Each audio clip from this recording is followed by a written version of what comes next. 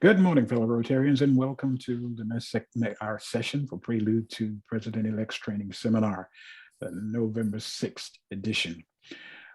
As far as this morning is concerned, let's take a look at our agenda. And we're going to have our Kenny's Corner, giving you an opportunity to hear from our district governor-elect from the beginning, followed by Tanya's tips, and our guest speaker this morning is going to focus on the foundation. And following that, we are going to use the rest of our sessions this morning to talk about planning. And we are now ready to begin. Wayne? All right, you're gonna give it to me first, great. We'll run right quick through. These are our basic rules. We're recording the meeting as you just saw when we clicked in. Keep your camera on as much as you can. It's much easier for us to monitor how attentive everybody is, and if we're getting through, if we can see your faces. Check your display name. If I send a link to anybody, it probably says Wayne on the link, so you may have to adjust your name and add your club name to that as well, so we know where your club is. You'll see a chat button at the bottom of the screen. Feel free to post notes into chat. We normally will keep everybody muted. Be sure you mute yourself unless you're speaking. The mute button is the far bottom left-hand corner of your screen. And you just sort of have to keep an eye on that. If you need to say something, you'll have to unmute yourself. Otherwise, we don't lip read very well. We have a member, or used to have a member of our Rotary Club who attended our Zoom meetings on an iPad, and she would log into the iPad and sit there for a few minutes, and then the screen would go blank. You just see the back of her living room, and her family would come in and she'd carry on conversations with them and never muted, and we couldn't get her to mute her screen. So we listened to all her personal information. I was on one once where a guy was placing an order over the phone, and he gave us all his credit card number.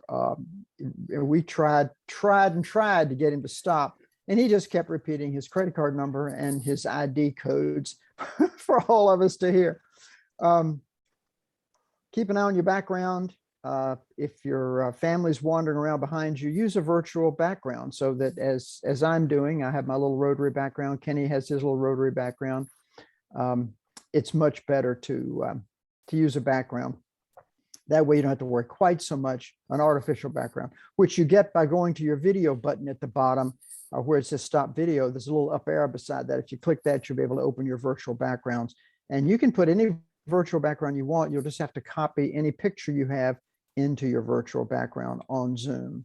And please don't Zoom us while you're driving. If you do, don't turn the video on. Just lay the phone down in the seat and listen to what's going on. Does anybody have any questions about using Zoom? Anybody having any problems? No?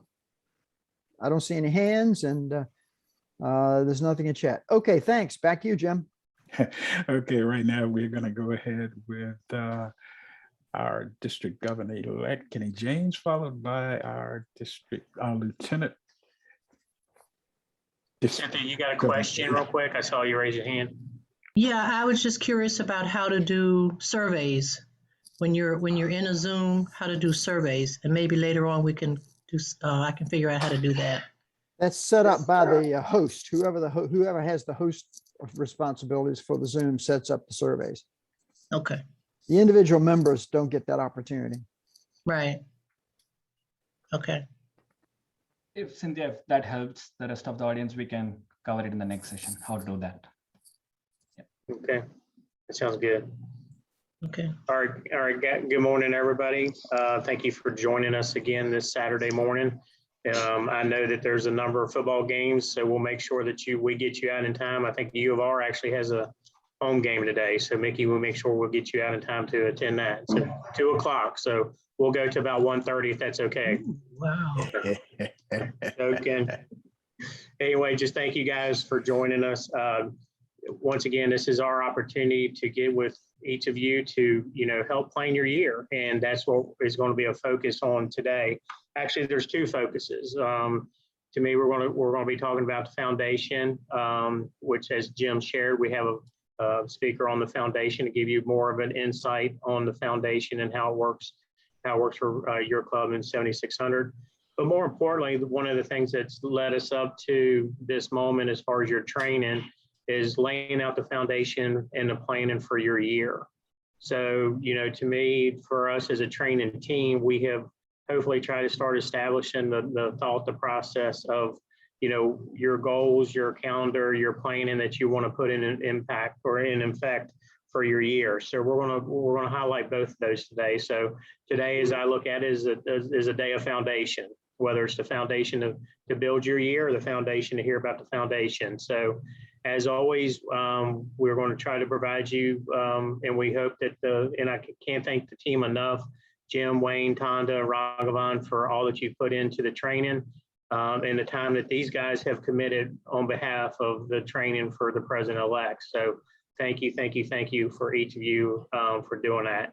So we're going to, as always, we'll end up at the end where Tonda and I will open it up to you. But as always, we ask that if there's anything that you want us to cover in the future, make sure you let us know that. Before I turn it over to everybody else, next week is Veterans Day. So I know there's a number of veterans on a call today. I want to thank you for your service and for everybody who has had family members or know people who have served. Thank y'all for that. Every time we go through an election cycle in the United States, it reminds me of how lucky we are to live in a country, regardless of the politics of the outcome, whether you favor the outcome or not. Historically, the U.S. has been a transition of peace, and we wouldn't have what we live for today without the veterans who have sacrificed and who've gone before us to lay this foundation again for us to live in this United States. So thank you all for the veterans who've served, and I hope you guys take the opportunity next week to remember that as well and reach out to any veterans that you know of to thank them for the service. So with that said, I'm going to turn it over to Tonda and for Tonda's tips. Hi, yes, sorry. So last month, not last month, our last session, we talked a lot around membership and, in kind of building that foundation.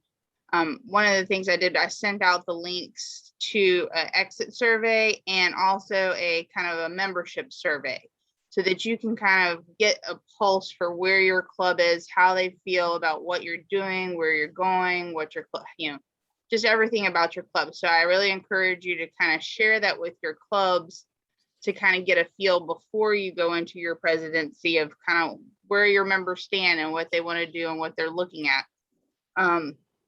In addition to that, if you have some members that are maybe, because there was concern about having kind of, some members that aren't coming around as much, a difference in, kind of where people are in Rotary and how to manage that based on how old your club is. Kind of we've been doing it this way, all ways. And so I would encourage, if you have a membership committee or if you're a smaller club and you're the membership lead, is, having kind of maybe taking the person out for like lunch or something, or just having a meeting together afterwards, a one-to-one, and just taking time to really talk it out. Because I think sometimes emails can be a little impersonal. And I think a lot of times if you can have that one-on-one phone conversation or in-person kind of chat where they feel like they're being heard. You may not agree on everything, or you may not be able to solve their problem, excuse me, or what concern they may have, but at least they're being heard, and that will help keep them engaged. The exit survey, I would say even use that for members that have moved to other areas, because they may have feedback that that might be valuable. And then in regards to things to do for new memberships, another thing to think about is maybe doing joint club ventures, because to kind of what we talked about last time as well, is that, if it doesn't work for X club, it might work for Y club. The person might be a better fit depending on the type of club, the time, the date, instead of just saying, oh, it doesn't work for us, and then letting them be. So doing like a joint social or something of that nature, and then working it through it that way. So those are just a few things I thought about when we were talking about that, about ways that we could maybe better engage people and find out where our membership lies. So those are my tips for today. Okay, thank you. And we are running, I think, a little bit ahead of schedule, and that's always a good thing. So let's do this. If you would, Raghavan, go to slide number 3.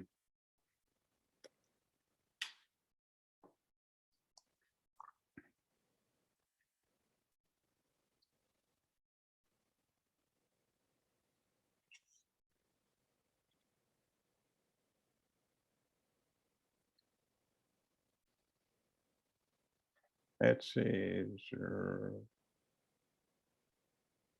Raghavan.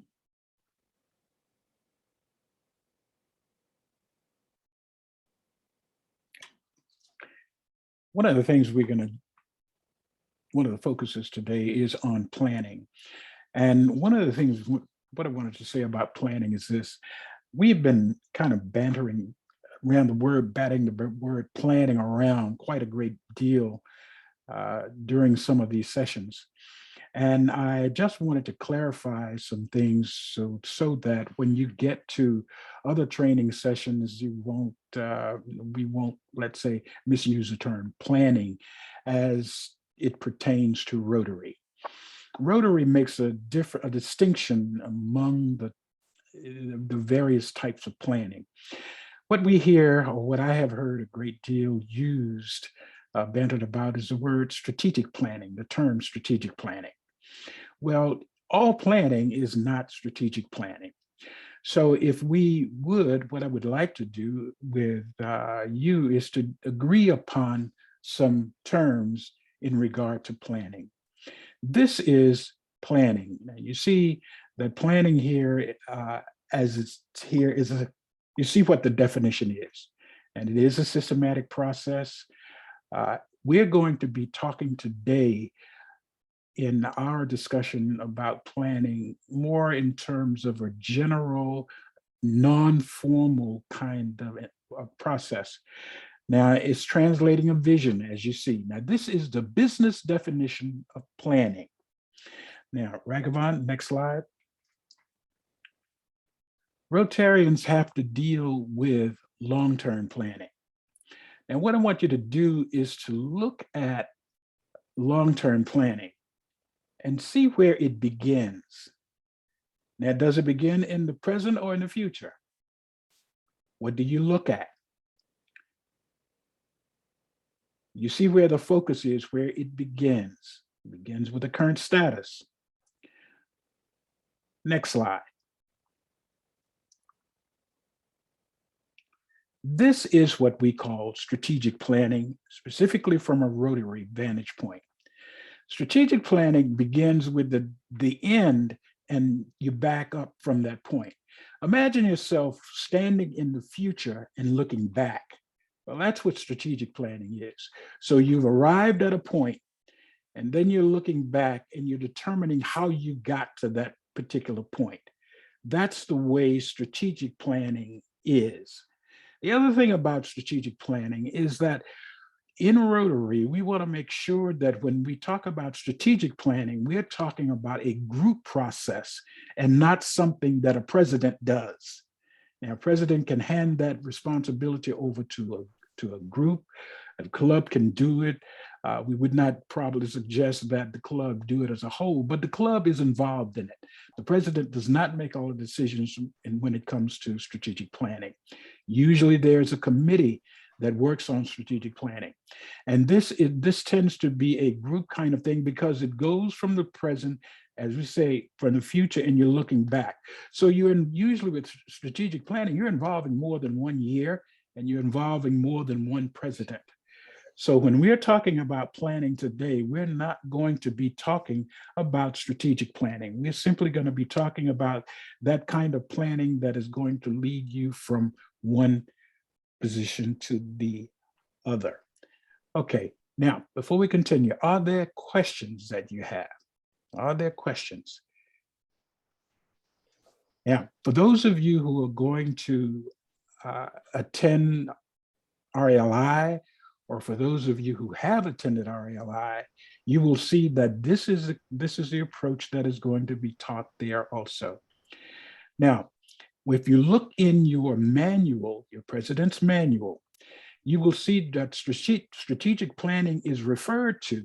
And strategic planning, you see steps in strategic planning, but if you're not careful, you're going to still confuse strategic planning with long-term planning. But the committees are there, everything is there. Next thing about strategic planning. When you get to the point that you're going to do strategic planning, you might decide to bring in another party to help with designing your strategic plans. Sometimes we, as club members, can get a little too close to it and might not do everything that is needed to be done. Now, are there questions? Are there any questions about planning, or particularly strategic planning? So what we want to make sure that we do is to use the term planning. But remember, when we're in our prelude here, we're doing simple planning and to some extent long-range planning, but we are not doing strategic planning. Okay. The other thing about strategic planning is you have to set specific goals and how you're going to reach those goals. All righty. Thank you very much. I wanted to make sure we clarified that on planning. The next thing is, Raghavan, if you will go to, there we go. Today in our discussion of planning, Wayne is going to talk about setting up some preliminary goals. Now we're talking about informal kinds of goals. We're not talking about the kinds of all of the goals that you're expected to live with the entire year, but we want you to think about planning. Tonda is going to talk about accelerating your pre-planning.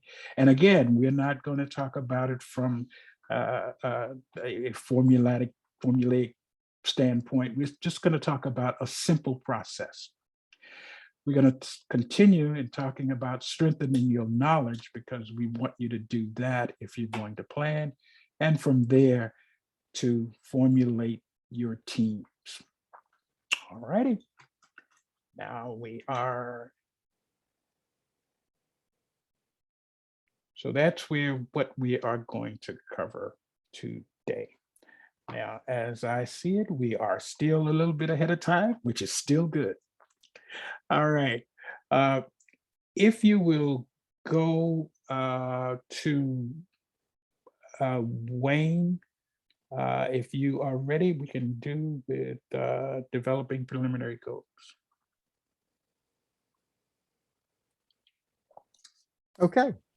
All right. I'm going to share my screen. I have some slides that I am going to show you. Let's see. There we go. I hope. All right. I'm using two screens. Can everybody see my slides? Yes. Or can anybody see my slides? Okay, good. Wayne. Excellent. All right. So as Jim just said, we're going to talk about developing preliminary goals, and this is just going to be a broad overview. We just want you to kind of start thinking about what direction you're going to have. We're not talking about specific goals today, just some kind of broad ideas. First off, membership. You're going to have natural losses every year, that regardless of how much you try. There are people who are going to move, their businesses are going to change, their lives are going to change, personal things will come up, and you're going to lose a few members every year. And if you've got 40 members right now, and you think, well, those people have been here for a while, and I don't really expect we're going to lose any members, I promise you, you will lose a couple of members regardless. During my year as president, I recruited, I think, 12 or 13 new members. When I say our members recruited 12 or 13 new members. We ended the year with 1+ because we recruited 13 new and we lost 12.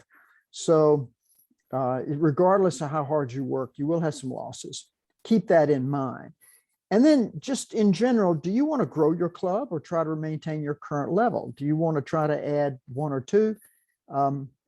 When I went into my year, I said I'd like to add 1. And I was amazed halfway through the year when we were at a half a dozen or so new members. And I thought, wow, this is going to be great.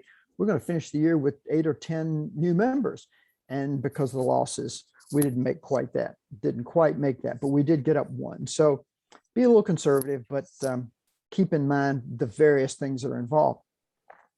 Regarding the foundation, which we're going to talk about later today, the foundation is not just fundraising. It's not just the raising money for Polio Plus, the annual fund, the permanent fund, raising money for the foundation. And it's not necessarily, it also involves all the grants that the foundation makes, all the money that's available to you through the foundation and through district grants that you can use to fund your programs.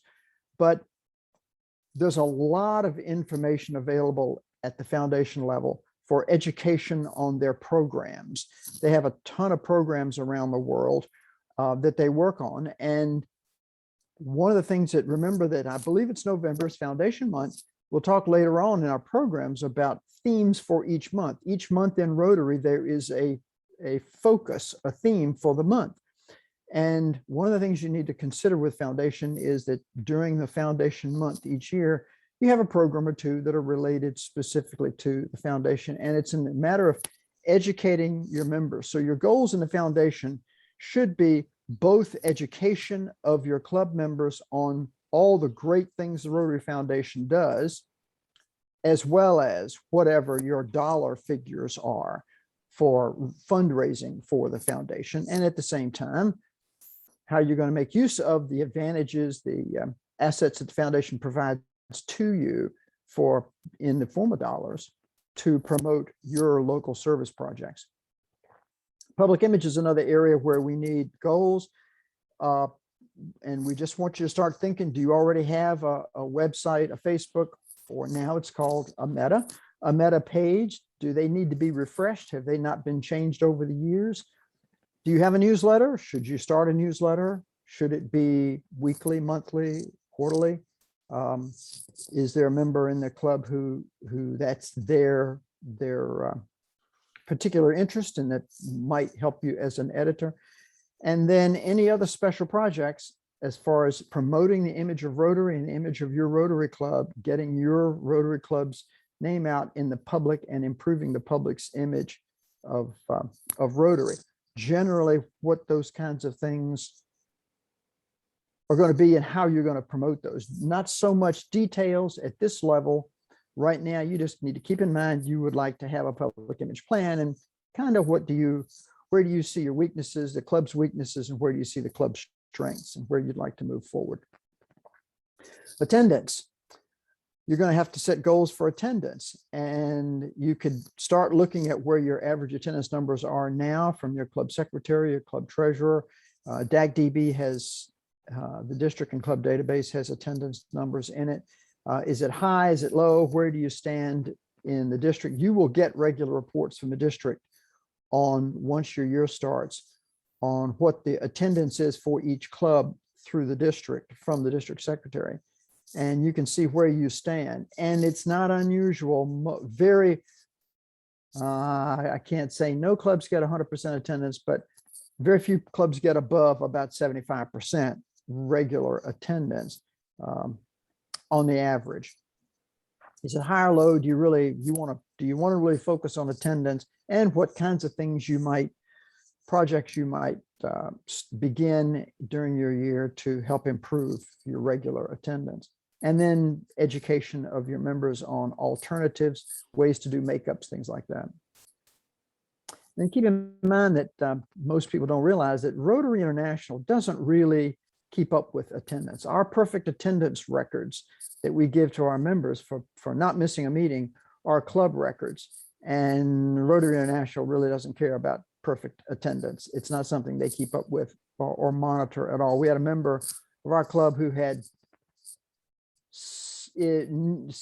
high 60s years of perfect attendance, and he always wanted to know where he stood internationally with perfect attendance. Rotary International couldn't tell him because Rotary International doesn't know how much perfect attendance the individual members have. Budget preparation. It's amazing to me how many people don't think about budgets and how many clubs don't have a budget.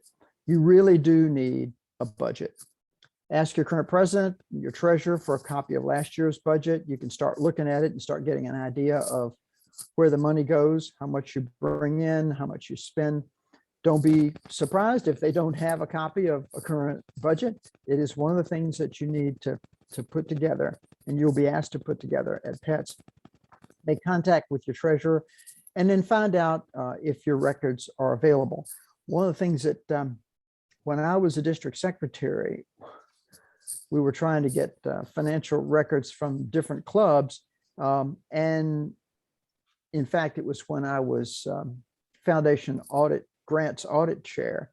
We had clubs who couldn't provide us with records of the checks that they had written during the year for their service projects that we needed to provide to Rotary International to justify the funding of our grants. And in one case, they said, well, we're sorry, we don't have any financial records. Our treasurer was transferred in a job and has left town, and nobody knows where the bank records are. He didn't leave us any bank records at all.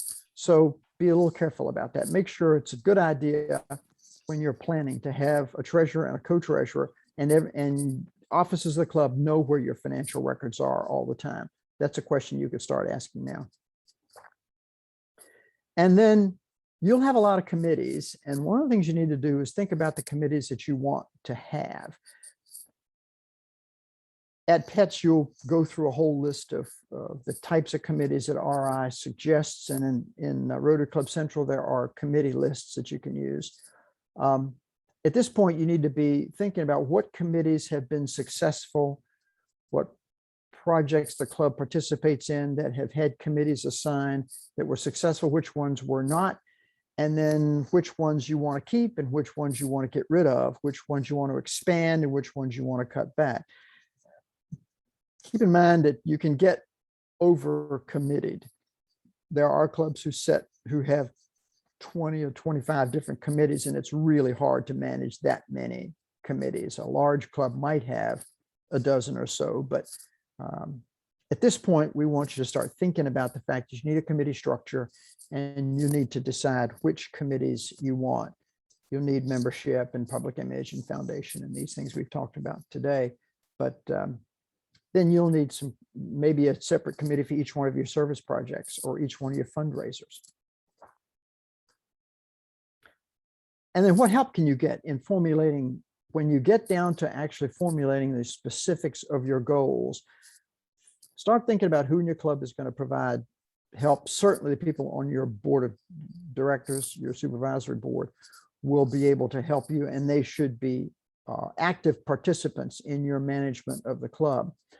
Just remember that you don't have to do it all by yourself. Ask for the members of the club to help you. And in fact, maybe get a couple of members together to meet just to talk about what kind of committees the members of the club think you should have going forward, what's been successful, what hasn't, and what goals you should set for the club. Now, the things you're going to consider when you're goal setting, what's important to your club? Every Rotary Club is different. The personality of every Rotary Club is different, and different clubs focus on different kinds of things.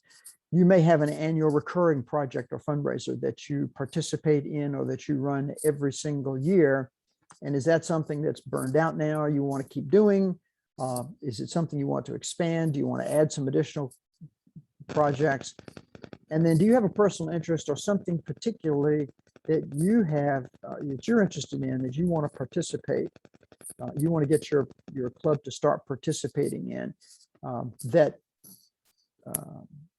maybe is a particular goal for you that you want to put your stamp on this year, your Rotary year. So these are just some general ideas to kind of consider when you're thinking about setting your goals. And then stretch goals. You'll get a lot at PETS about setting stretch goals. Your district governor, not to disparage district governors, but your district governor has pressure on them from RI, from above, to expand in a lot of areas, raise more money, bring in more members, get a higher public image get Rotary's name out in front of the public. They're being pressed for a lot of those kinds of stretch goals. So keep in mind, some of your goals could be set really high. So there's a challenge. Don't set, when you're looking at your goals, don't set goals too low. Don't underestimate yourself. Don't sell your club short or yourself short. At the same time, don't overcommit.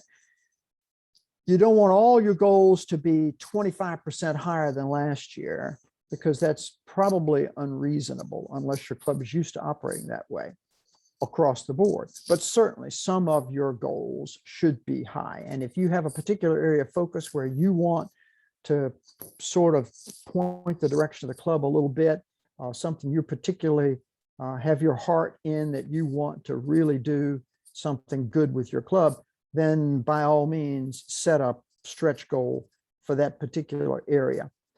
Be careful about burnout. Your members will if every year, we hear this all the time, gee, every year you want us to raise more money, or you want to give more money to the foundation, we keep coming back, and we're just burnt out. So just keep that in mind.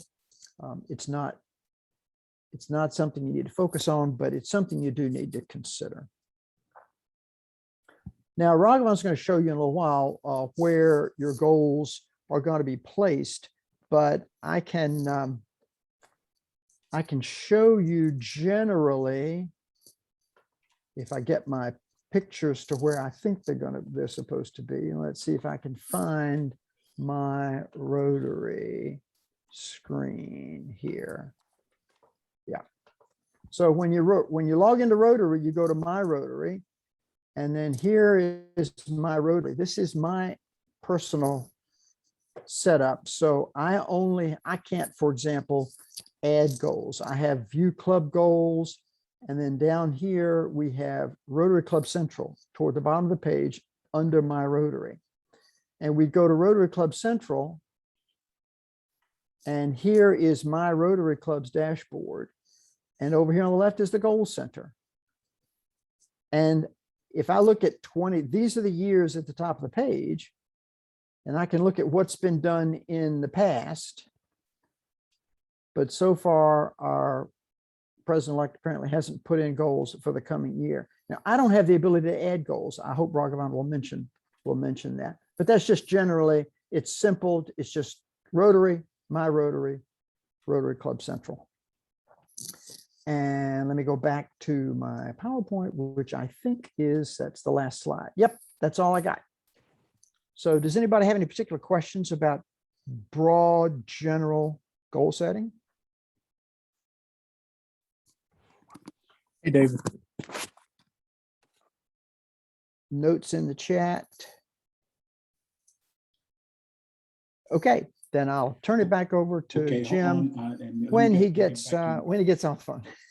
Yeah, I Turn it back over. do have a Yes. question. Go You ahead, had said Cynthia. something, you showed us that blank sheet, and you said something about the president-elect had not put Yeah. any goals in. As president-elect, should we have started putting goals there? I know I've been thinking about them, but Yeah, right. Yeah, you'll be required to do that at PETS, to start doing that at PETS. So you don't need to have done it now. We want you to just get started thinking about them so you have an idea of what you're going to do. You could put them in now, but it's not, nobody's asking you to put goals in quite yet. Yeah, Cynthia, that's not the goal. Our goal is today to kind of start getting that conversation. And what we would like to do is by PETS or no later than PETS, have it in. The idea is to kind of give you, that's what this training today is, to start giving you that background and start thinking about that. So don't feel pressured at all that there's no goals. So when is pets again now? March 3rd through 5th. Ah, okay. And the link's not ready to be, the links, we'll work with you, don't panic. The link's not ready to sign up for that, but as soon as that's open, we'll send that out. Okay, Yeah, so and you've got- another question, I'm sorry, go ahead. Go ahead, Um, go ahead. Jim mentioned something about a president's manual. Yeah, so that'd be something that I think Tonda may have already sent out in one of the Yeah. links. I sent it in the email that had the exit survey and the membership survey. So it should be in there, and it has a PDF version attached to it too, so you could print it out if you wanted to. Okay, can you tell me about when you sent that so I can look back? Yeah, give me 1 second. Yeah. I found And- found an older version, but be nice to get a current. Yeah, we'll have that, and then we're gonna have, we're gonna have an area of resources for you guys. So all these things will be Okay. able to go there. All right, I think I sent it on. You said M. Hold on. is it right Oh, after here the it is. convention? I sent it on October 30th. October 30th. Okay, I'll look back and see if I can. If you can't, just message me or email me and I'll resend it to you. Could you just resend it to me? Yeah. Yeah. Maybe we just do that just to make sure we follow up with everybody. We'll do it in a follow-up email that we, after Okay. this session with everything else, make sure everybody has it. Because there are some, and I think what we've shown before, there's, the actual manual, but within the manual, there's some worksheets that you can Okay. use as guidelines to do a lot of these things. And you can Wonderful. make it your own, but it gives you a guideline to follow. And Cynthia, if you'll go to rotary.org, go to My Rotary. At the menu at the top, there's a home. Home has options for clubs. I'm sorry, there's a learning and reference item. And you can choose learn by role. When you click that, you'll have club roles. And Yes, under club roles, you'll have president. And when you click president, you scroll down the page, it mentions under resources, president's manual. And you can President's download, Manual. you can get the president's manual right from Rotary. Yeah. okay, Yeah, and that's what Tanya sent before. We'll resend it, the instructions to get all that as well as the link. okay. All right. It's an Thank 85 page manual. Okay. Ooh. Hey, Do you Jim, suggest we print it out, all of it? No, just keep it it's on. up to you. It's up to you. Okay. Like I said, like I said, there's resources within that manual itself. Jim, we have our guest here. Okay, thank you, Tonda. You're welcome. Oh, okay. Ladies and gentlemen, we are having all kinds of technical difficulties this morning. Uh-oh. Raghavan, could we take about 3 minutes while we set Carl up and work on a couple of other these technical difficulties? We have other people trying their best to get in. Yeah, what we found out is DACDB is down, and that's caused a little hiccup with some people logging on, believe it or not. Yes, it is. And we have a couple trying to get in. We need to send something to. So if we could take, and Carl needs to set up. So if we could take about a 3-minute break. Okay. Yay. My link, my registration link is in the chat. So if you want. So All right, here we go. Oh, good morning again. And we are sorry for the delays and what have you, but it seems like our DACDB did a little more damage than we actually expected it to do. But it is, I am delighted that DG Kenny gave me the opportunity to introduce our guest presenter, PDG Carl Shelevin of the Rotary Club of St. Petersburg and past district governor of Rotary District 6950. Carl is a committed humanitarian, a champion for Rotary, a brave adventurer, and a celebrated leader. He's been a Rotarian since '91, first as a member of the Rotary Club in Greensboro, and for the past 14 years, a member of the Rotary Club of St. Petersburg.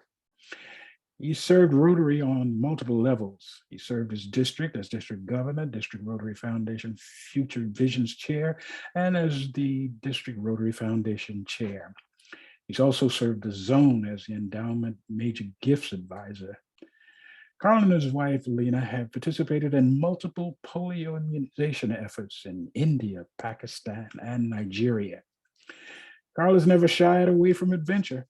So in July 2019, Carl and 3 Rotarians from North Carolina summited Mount Kilimanjaro, Africa's highest peak, as a fundraiser for polio. Now, when adding the Gates match, they actually raised over $120,000. Carl is presently a member of the board of directors of Rotary Action Group for Community Economic Development, and he's a recipient of numerous Rotary Awards and citations, to include Service Above Self Award, Citation for Meritorious Service, the Distinguished Service Award, and it was Rotarian of the Year 2009. Now, this is my personal favorite. Carl and I served as district governors in 2011-12. And we were awarded the presidential citations for District 6950 and 7600 respectively, as 2 of the top 15 Rotary districts in the world. Carl heads Westlake Ventures, and he has a BA from Rice and MBA from Dartmouth. Carl and his wife, Lena, have 2 adult children. Emily, who's a postdoctorate fellow at University of Michigan, and Rick is a sales manager for a robotics startup in San Francisco. Newsflash! They also have nearly a 2-year-old grandson. Fellow Rotarians, may I present a knowledgeable, dedicated Rotary champion, Carl Trillette. Carl? Great. Thanks very much, Jim. As Jim said, he and I were district governors together and had a great experience all that time. But so this morning, my goal is to talk about the role of the club president in the Rotary Foundation, and really, hopefully, hone in on the key things that you should be doing in that role. So we're going to talk about the foundation. And our presentation objectives are threefold. First is to discuss the importance of the foundation to your club. And second, really focus in on the role of the club president, which I understand each one of you is going to be come next July 1. And in particular, to increase your effectiveness as club president, especially with respect to the foundation. So I'm going to do the presentation, and then hopefully we'll have enough time afterwards to answer questions. So that's where we want to go with this. So let's get started. So I always put this in, and Rotarians everywhere in the world, including you, all listen to the same radio station. It's WII-FM. Now, you may not realize that you listen to that radio station, but you do indeed. That stands, of course, for What's in It for Me. We all do that. And I really want to talk about it in those terms today with respect to the foundation.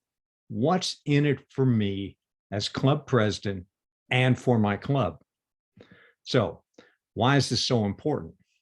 Well, we're really going to talk about a Rotary Club as a service organization. I think every one of you believes that's really important and a key thing your club is doing. And so the question is how can you and your Rotary Club do a more effective job of serving your community and serving others? And second, the Rotary Foundation can provide you a lot of matching money for both local and international projects, which are going to help you in your task of serving your community and your club members. So those are the key reasons it's so important. Let's get farther into it. Now, I'm not sure if anybody's talked to you about this, but ultimately, in your year as club president, somebody's going to be, shall we say, keeping score on how you're doing. And when you get right down to it, the Rotary Foundation has 2 key measures and 3 KPIs for club presidents. You're probably not going to be surprised. The first one, of course, is membership. And the question they're going to ask you about is, did you increase membership? So KPI number 1 is a net membership increase during the year. I'm not going to talk about this at this point, but chances are you're going to be talking about this elsewhere in your training program. But the other one actually has to do with, what it comes down to is, how much money did you raise for the Rotary Foundation? And that's measured in 2 ways. The first is total dollars that your club raises, and then per capita funds raised, because obviously clubs are of different size, and the per capita number is probably the more important one. So whether you personally care about that, it is something that that's going on. So back to WIFM, what's in it for me? The bottom line here is this, is raising money for the Rotary Foundation. The reason you really want to do it is because it's going to benefit your club. And we'll show you how that happens. And of course, then it benefits you if it does that. But that's really the reason to work hard on these things, because it's going to benefit your club, the things your club wants to get done. So I pose this question. I encourage you to think about this as you plan for your year. The question is, how can I get the Rotary Foundation to help my club achieve its goals? The foundation does a lot of stuff, but do be thinking about that, because that's what's in it for you. So we get down to it, and you may have heard this before, but ultimately, when somebody makes a contribution to the foundation, they're going to put the money in one of 3 buckets. Now, for our purposes today, we're going to assume that a check is coming in from District 7600 for $1,000. And I understand Jim and I think Wayne Boggs are both going to write a check like that. At least that's what they told me, right? They're getting out their checkbooks now. So let's assume they go ahead and write that check, $1,000. It could go into one of 3 different buckets. In this case, the red bucket symbolizes the annual fund, the green bucket symbolizes polio, and the blue bucket symbolizes the endowment fund. Let's talk about those in reverse order. So does everyone know what an endowment fund is? An endowment is money that actually never gets spent. The only thing that gets spent is the interest and the earnings from that. And Rotary has a pretty sizable endowment now. Right now, it's worth about $600 or $700 million. And when you add in future money they expect to receive, that number is about $1.5 billion. So think about it for a moment. The interest that you could earn on $1.5 billion every year. That's a lot of money that can go towards the foundation. And then, of course, there is the polio fund. And polio, of course, is dedicated strictly to Rotary's premier program, which is polio eradication. And likely you're familiar with the fact that the Gates Foundation is generously matching our money 2 for 1.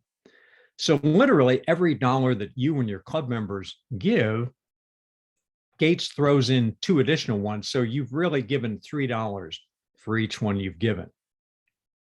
Which then brings us back to the annual fund. And that's where I want to focus our attention this morning. The annual fund, the simplest way to think about it and tell your members is that's the fund that funds the programs that provide district grants and global grants. And that's the money that's coming back for your club to be able to accomplish all its purposes. So endowment's important, polio is important, but let's focus on annual fund here. Now, let's turn and talk about your role as club president. And I think there are 3 key roles. No doubt, each one of you has a whole bunch of things you want to get done during your year as president. And a lot of these things are going to take an awful lot of your time. In fact, you probably feel like you're potentially overwhelmed. most likely your priorities are things other than the Rotary Foundation. But the Rotary Foundation is still important. So how can you deal with it? And my recommendation is threefold. Number one, make sure you set up an effective Rotary Foundation committee in your club and get the people in place to do that. But then your second task is really just provide enthusiastic support for that committee. Your actual involvement with what the committee's doing, hopefully not very much. If you do a really good job setting up a committee, all you're going to need to do is let them loose, check in on them periodically, but get them to do the work. So you are not personally having to spend a lot of time on this. And therefore, you can spend your time as president working on the things that are really important to you to get done. So getting that committee in place is really, really important. The foundation committee in your club has, I believe, 4 key roles, and that's what I want to talk about right now. Number one is programming. And I'm going to show you that I think ultimately the programs that your club does on the Rotary Foundation is the single most important thing the committee can do to help you raise money for the foundation. Why do I say that? Because ultimately, people give money to something they think is good, that they're enthusiastic about. So job number one for your Rotary Foundation committee is come up with great programs. I like to say, come up with insanely great programs on the foundation. The kind of programs where your members walk out of the meeting and say, wow, that was great. I really got a lot out of that. And I learned a lot. And yeah, I want to support this foundation. That's job number one for your foundation committee. It's not to talk about how the foundation works and, different programs and stuff like that. Focus on programming and make sure that whoever's running your committee gets somebody who's good in this area. Number two, of course, is the role of fundraising. But fundraising comes after programming, after you've gotten them enthusiastic. So find someone to be on that committee who's good at actually asking for money. Task number three, administration. There's paperwork, obviously. So make sure your committee has at least one person on it who's good with paperwork. As you might expect, there's a good chance the person who's really good at fundraising may not be the right person to do the administration. And maybe the same thing is true for programming. So make sure you got somebody who's good on the administrative end of it. And finally, doing projects. Your club is probably going to end up doing district grants, global grants, stuff like that. That's the project end of it. You need people who are good at that sort of thing too. And again, they may not be the same people who do the administration, do the fundraising, do the programming. What this means is you want to have a multi-member committee. Unfortunately, too many Rotary clubs have a single member foundation committee. Please try to avoid doing that if you can. Try to get people in there to cover the multiple functions. So that's the role of your committee. Now, let's talk about key things to do so that the committee actually can raise a whole bunch of money.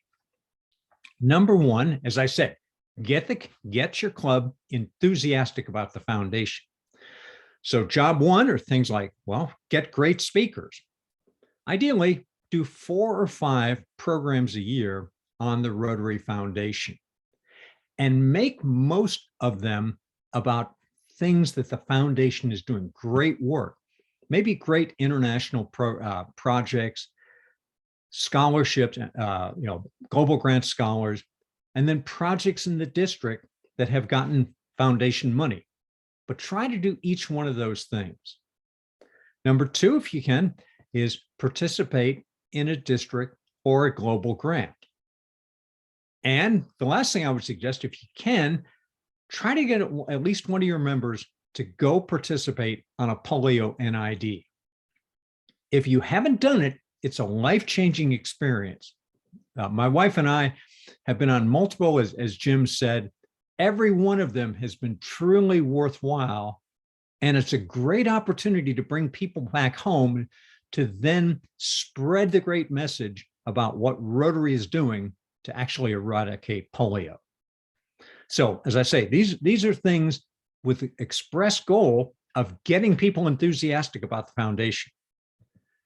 Number 2 is try to participate in a district grant or a global grant.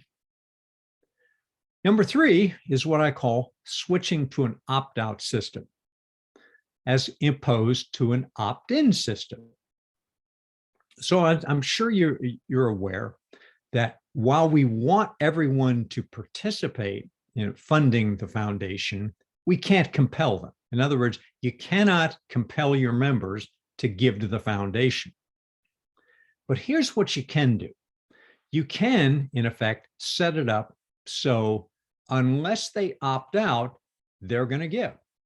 So your club says, hey, we're going to all support the foundation. We're all going to give so much money a year. You can opt out as a member, but you have to take the step to do it. Unless you opt out, you're on the hook for it. It's a subtle thing, but there's amazing research that shows the difference of participation rates between organizations that opt in and opt out. A perfect example actually is organ donor rates were in states where they opt in or opt out on your driver's license. Number 4, never, never, never say the Rotary Foundation is complicated or hard. It's easy to do that because there are complicated, complex things in it. But please, as best you can, don't have your speakers try to convey the idea it's complicated or hard. Your job is to be enthusiastic about it and communicate that the foundation is doing great work in the world. And that's our reason for supporting it. Try to avoid describing it as being hard. So let's talk about the annual fund and the actual process of raising money. So Jim and Wayne each make $1,000 gift today. The money goes up to Evanston. What happens to it? Well, the Rotary Foundation invests that money for 3 years. And the reason they do that is they take the earnings off of that to help pay for overhead. But after 3 years, about half of that money comes back to your district. So for each one of those $1,000 gifts, $475 is going to come back to your district. $475 goes to the World Fund, and $50 goes to pay for overhead. So the money comes back to the district. We'll talk about that in a moment. $475, that's the money that actually gets matched when you do district grants and global grants. So what? Now, of that $475 that just came back to District 7600, it gets split in half again. And $237.50 of it is available for district grants, and $237.50 is available for global grants. So your district then can decide how to spend that money on district and global grant projects within District 7600. Let's talk district grants. So district grant, the key number to remember here is 30,000. And the simplest way to think about this is if you have a total project that's worth $30,000 or less, you'd want to do it as a district grant. If your project is more than $30,000, it needs to be a global grant. So let's take the case of a project that's less than 30,000. These can be scholarships, projects that are sponsored by the district 7,600 clubs. It needs to be sponsored by at least one club, but hopefully more than that. The project can either be local, right around the corner from your club, or it can be anywhere else in the world. There's no restriction on that. And it needs to be in one of the 7 Rotary areas of focus. And here's what those are. You probably have seen these. They cover a whole range of different things, but at the same time, it does provide focus for us. So do your project in one of these areas. You, of course, can also have more than one area on your project. Now, here's the really good news. And this is amazing. Y'all should be very, very proud of yourselves. I understand next Rotary year, you've got $184,000 available. And I'm sorry, I made a mistake on this. That I believe that should be 2022, 2023, the year that you're going to be club presidents. So that's a whale of a lot of money that you can do it. And your district is going to match the money that your clubs put up on a 2-for-1 basis, up to $5,000 for each club. So which means is that your club could put up to $2,500 into a project, and the district will match it 2-for-1 up to $5,000. That's a great deal. All you've got to do is come up with the right project and get it submitted by next May 15th. So you'll probably want to be thinking now about what kind of project that might be, who's going to organize it, and how do we make sure we get our grant application in by next May 15th. So here's an example of the power here of the leverage that's created here. Imagine the 3 of your clubs decide to get together and work on a project. And let's assume that each club puts $2,500 into it. The district is, as I said, going to match that 2-for-1 or $5,000 a club. So when you add all that up, that means you could do a project as large as $22,500. Now, can you see the leverage that's providing to you and your club members? You and your club members are going to put up $2,500 and do a $22,500 project, 9x return on the money your club members put in. Now, how many places can you do something like that? This is a perfect example of how the foundation can benefit you. And chances are you've got members in your club saying, hey, why should I support the Rotary Foundation? Why should I worry about projects halfway around the world when we have big needs right around the corner? And here is a perfect answer for you. Just this sort of thing.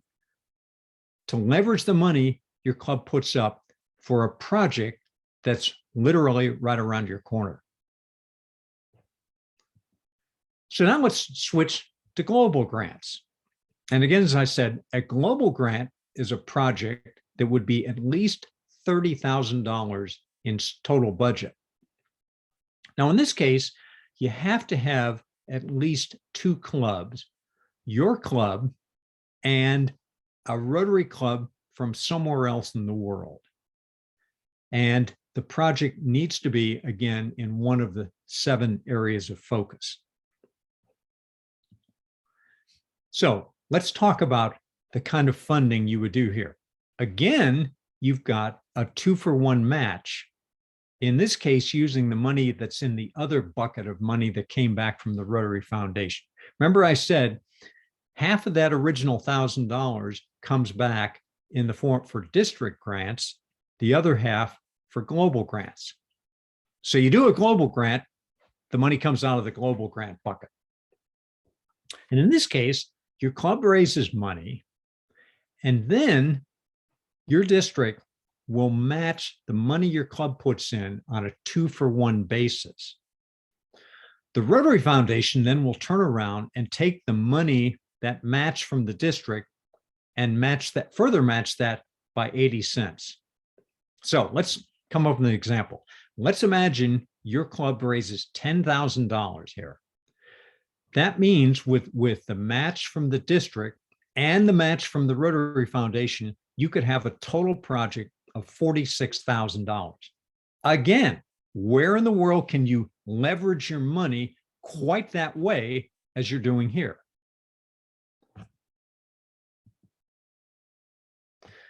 Now, global grants, admittedly, are pretty complicated things to get done. They take a long time to put together. They're a lot of work. And maybe your club hasn't done it. So let me suggest, if you haven't, is to work your way into doing something like this. And I think ultimately you can have 3 levels of participation in a global grant. Level 1, 2, and 3. So level 1 is basically all your club does is writes a check to participate in somebody else's global grant. It might be another club in your district. It might be a club somewhere outside. All you're doing is raising money. But the reason for that is then, number one, you can say that you participated in a global grant, but also because it gets your members exposed to the good work that might happen in this. So start off simple. If you haven't done it before, start at level 1. Level 2, maybe take it a step further. The Rotary Foundation wants Rotarians to participate hands-on in global grants. They always want to see that. So level 2 would be get some members in your club to go participate in something.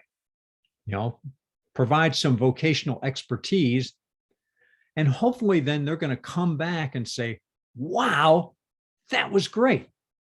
It was a great experience. We really helped out people. And remember, that global grant can be right in your neighborhood. So it may be that people just get in their cars, drive over to it, and participate that way. Level 3, the highest, you become the lead on it and take care of all the steps. Obviously, a lot more work, but a great experience for you. So as I say, these are different ways that you could participate in something like this. So I want to finish talking about this to share with you an idea where you can really get a powerful return. As I said, chances are you've got members in your club who say, we have problems right in our backyard that really need attention. We don't need to be sending money overseas. So my answer to that is get a global grant for a project right in your neighborhood. How do you do that? Well, the big challenge, of course, is finding an international club that might want to participate with you in doing something like that, So the obvious question is, why would they want to participate in a global grant that's somewhere in District 7600? And the answer is because you could support them on their project. In other words, find a club in another country and work together to help each other out. Here's how you do it. Step 1, find a Rotary club in another country. I suggest Canada because it's right nearby and pretty easy to make connections to it. And what you do with your club is you and the Canadian Rotary Club agree as follows, that each of you is going to support the other on their global grant. And then each of you prepares a global grant application, you for a project in your city, they for a project in their city, and each club supports the other one. So let's look at how that would work. So I'm going to suggest that the project is $93,000. All right, total project size. And this is just for an example. So your club for that would need to raise $20,000. That $20,000 would be matched with $40,000 in DDF from your district. And then the Rotary Foundation would throw in another $32,000. Remember that 80% match? And the International Club would throw in $1,000. So a total project, $93,000. But your part of the job, just 20. So if you look at it that way, for each dollar that your club had to put in, you could get 4.42 times leverage on that. Again, I ask you, where else can you do something like that? And if you can do that, then I think number one, you could do a great project in your community, and you provide an answer to the members of your club who wonder, why are we supporting this organization?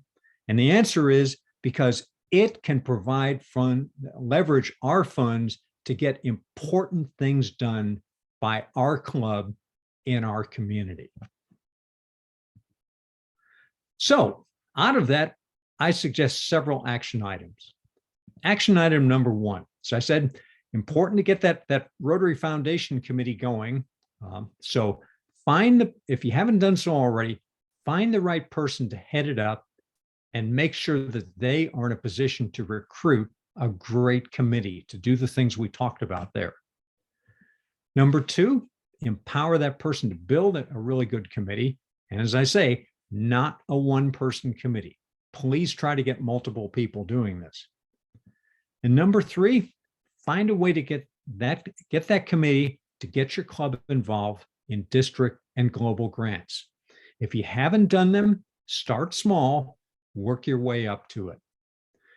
But I think if you do these things, then and have the right committee in place, your club can accomplish a lot, gain a lot of benefit from the Rotary Foundation, and in your case, let you as club president focus your personal time on the other things that you want to get done.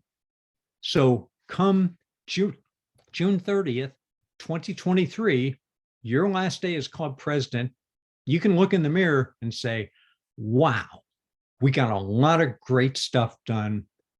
My club is better than it was when I started. So with that, let me open things up to you and see if there are any questions. Yeah, thanks, Carl. This is District Governor-elect Kenny. Thanks for being here today. We really do appreciate this and taking your time away from your grandson, right? No, he's in Ann Arbor, Michigan, so I won't be seeing him today. Okay, all right. Thank you, though, anyway. Yeah, well, thank you. I thought that's why you were in Boone to visit.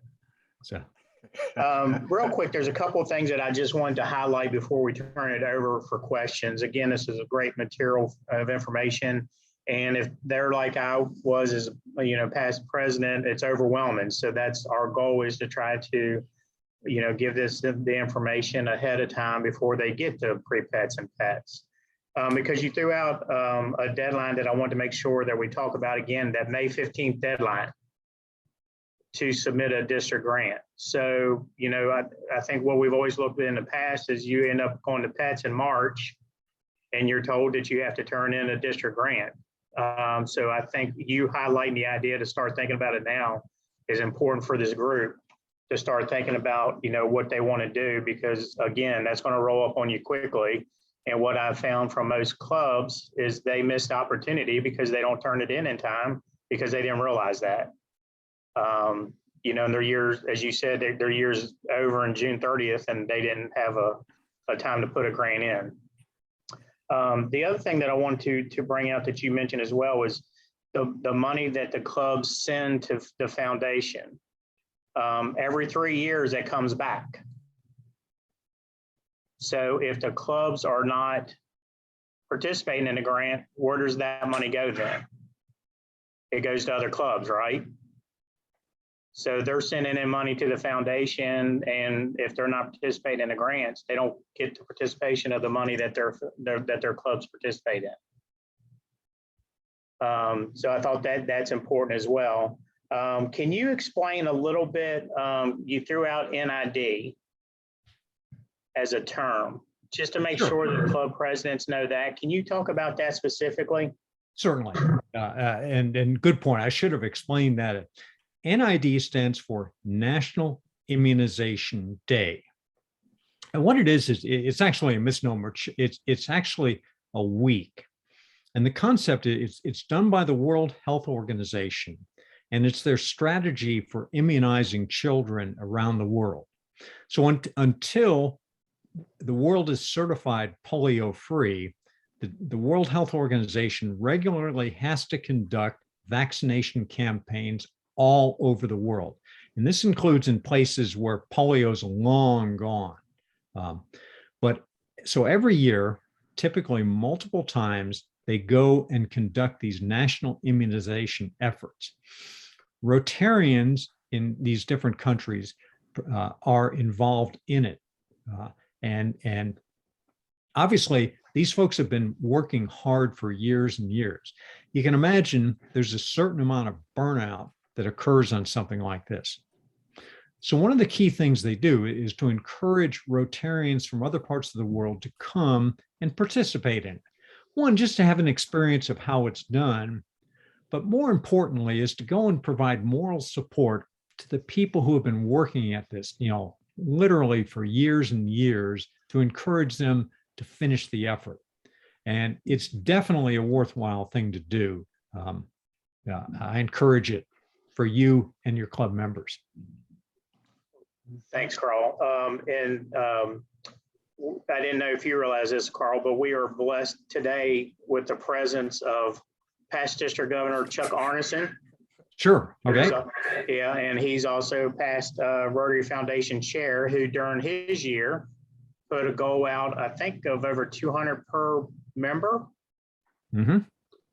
And if we ended up doing that per capita, if we ended up as a district doing that, he shaved his head. And Chuck, I don't know if you're still on, if you want to share anything, but we had the opportunity watching Chuck have his head shaved. So.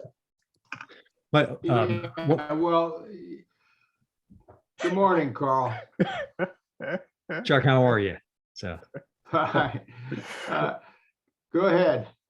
What I was going to say, one other thing, one of your other past district governors, Randy Lickey, who now lives down in Raleigh, is pretty involved in this. And in fact, when my wife and I took a couple trips to Pakistan to do NIDs, we went with Randy because he organized the effort.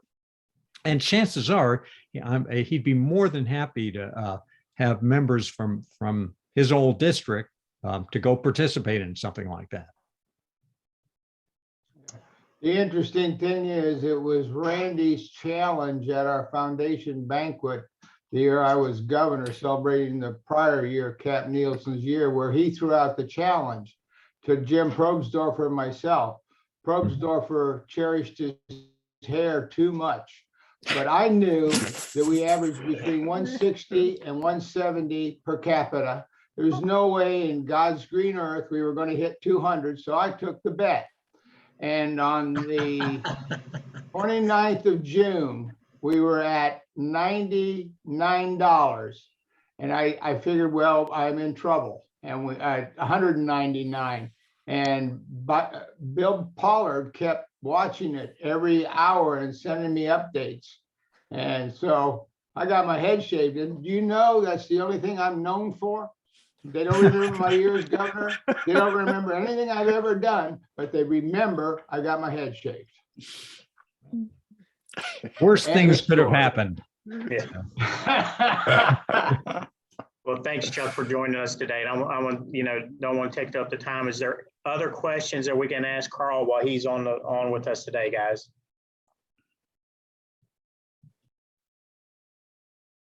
Hey, Carl, this is Dinesh Nayak from Western Henrico. Great presentation. I had a quick question about Where can we find these statistics? How many projects are going on every year? How many dollars are being spent? Or what projects are question. going on? Can we find that on the website somewhere? I can't answer that, but my answer would be is contact the members of your district Rotary Foundation committee. And I'm going to guess that that's information probably is on the district website. You most likely you have a district global grants and a district grants chair on that committee, and contacting those people would be a good idea there, and I'm sure they could provide it. Thank you. And Raghavan's on, he's our district grants chair, so I don't know if he can. Yeah. Thanks, Kenny. Hey, Dinesh, depends on which grant information you're looking for. Typically, district grants are managed within the district. Even though we report to the Rotary International, any information around district grants, you can reach out to me. I can provide you in the last many years what we have done, where we have spent money, what projects. We have that all in DACDB. I think you can all look at it as well. With respect to global grants for the district, yes, we do have a global grants chair who can share information from the district what we have done. If you're looking at overall Rotary International, where the money is spent, there is something like a Rotary Foundation fact sheet, which clearly articulates as of so and so year, how much money we overall collected, what are all the projects we have spent. So that is a very detailed fact sheet published by Rotary Foundation, which I always refer to, because that's how we showcase that, yeah, whatever is coming in is properly spent. So I can put the link in the chat. Awesome. Raghavan, I'll add one thing. I just went to rotary.org, and on the homepage rotary.org, there's you just choose the menu, our programs, and on the left, choose our foundation. And right there on the foundation page is 490 district grants, $33.6 million, 339 disaster response grants, 1,359 global grants, and exactly what the funding is for all the segments of that right there on the RI webpage with 2 clicks. So it's right there in front of you on RI if you want to get some overall detail. Paul Newman has his hand up. Paul? Yes, I think both Wayne and Raghavan may have my question, but I want to ask it in perhaps a different way, because the global grants require that we follow one of the 7 divisions, areas of focus. Is there a database prepared by either district or RI that's shown by area? For instance, in a year or two, if our club is interested in something that is related to growing local economies, and we want to partner with someone, a Rotary Club in Canada, is it there is broken down that way, or would it really be up to the or something? Well, you were breaking up for me. I'm not sure if it was yours or mine, but here's Paul, you need to repeat that. You were breaking up. Oh, I'm sorry. Okay, is that any better? Okay. No, Paul was breaking up. Paul, Can you hear now? Yeah, I think Yeah. I'll repeat Paul's question. I think what Paul was asking was, I guess, is finding out. You have one of the areas of focus, and his example was community economic development. Where might you find more information out about that? And the answer I would give, if you didn't talk to your folks on your district Rotary Foundation Committee, is to go to what are called the Rotary Action Groups. And every one of the 7 areas of focus has a Rotary Action Group. And what this is a network of Rotarians who are focused on that in that particular area, and they're worldwide. So for example, I myself am involved with the one for Rotary Action Group for Community Economic Development. So if your club had an interest in that, you could go to our website, ragsed.org, and then connect up and find subject matter experts on that subject. The same is true for water and sanitation and all the other ones too. So that's another avenue you could go.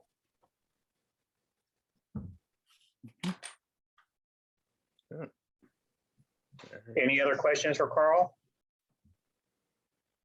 Yeah, Mickey?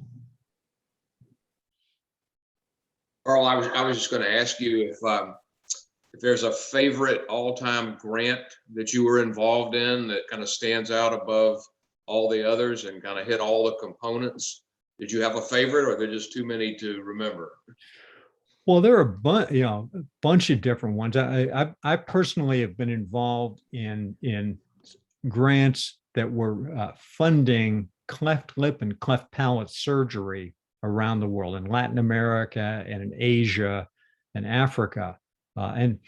Anyone who has seen that, it's amazing the transformation that occurs, especially for young children. Their face is deformed, and then in a fairly short order, it's taken care of. So it's one of those true life-changing experiences. But on the other end, for me, is working on economic development projects, and these are projects that are designed to truly be self-sustaining, where money's put in, and they're able to raise other money, and they truly get something that can be replicated over and over again without having to go back for more funding, which really should be a key goal for much of the work that we do. So broad different things, but those are just two examples. Hey, Carl, I'm going to open it up a little bit more for any other questions, but while we pause for that, one thing that we've been asking all of our presenters, as the past president, if you had things to do over again, what would you do different that you could share to this group? So as you think, let's wait, just make sure, pause a minute while you think about that. And let's just make sure there's no other further questions or other comments. Oh, sure. Okay.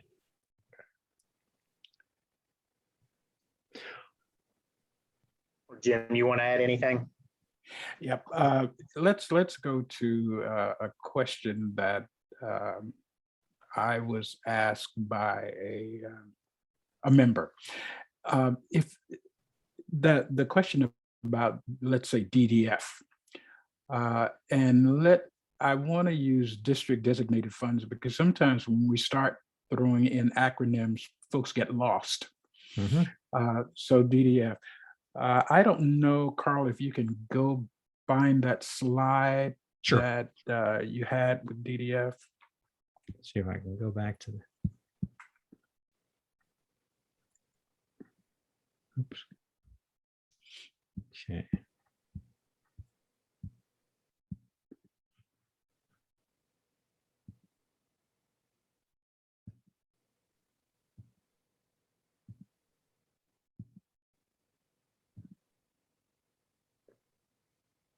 Okay. So yeah. All right. Go ahead and talk about the amount of money that comes back to the district after 3 years. Okay. So in this example, we're $1,000 gift. So after 3 years, $475 of that comes back to District 7600, right?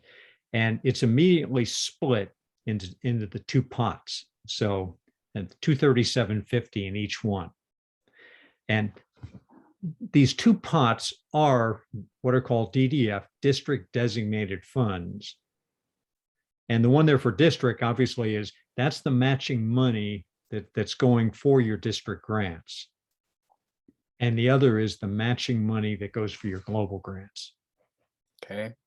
My question is a question that I had one of the immediate past presidents to ask. His understanding was that currently or recently, district governors have been under pressure to take part of that these district designated funds and return them to an RI project, whatever that might be. Mhm. Well, one thing that in our combined zones, 33 and 34, they've been asked to give part of their district designated funds to polio. So that there has been a push on that. Mhm. Mhm. And he just wanted to know what we thought about that, since there was a separate pot of money that was raised for polio. Well, the argument I would make is we have lots of many competing priorities, but the foundation's first priority does continue to be polio.